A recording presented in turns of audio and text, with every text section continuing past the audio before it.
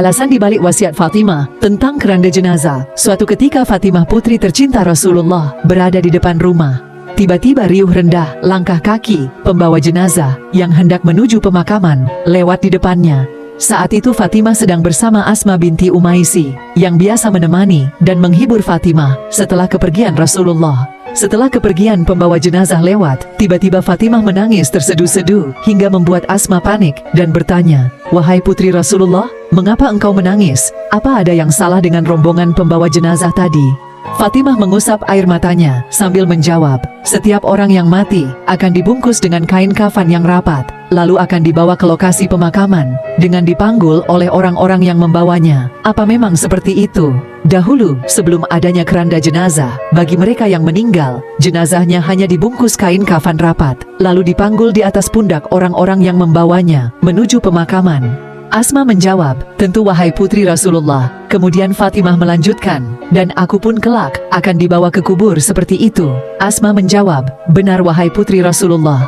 Lalu Fatimah melanjutkan, "Itulah yang menyebabkan aku menangis. Sungguh aku sangat malu jika nanti aku meninggal." Kemudian dibungkus kain kafan dengan rapat lalu diangkat di atas punggung orang-orang yang membawaku ke kubur.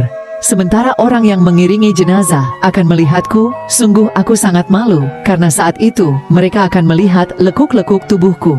Mendengar ucapan Fatimah, Asma mengingat sesuatu dan berkata, "Wahai putri Rasulullah, di saat aku ke negeri Habasyah, aku melihat jenazah yang dibawa ke kubur, diletakkan di sebuah tempat yang disebut keranda. Bagian bawah terbuat dari kayu, bagian atasnya ditutupi kain. Aku pikir itu bisa menutupi pandangan orang dari melihat lekuk tubuh jenazah yang dibawa."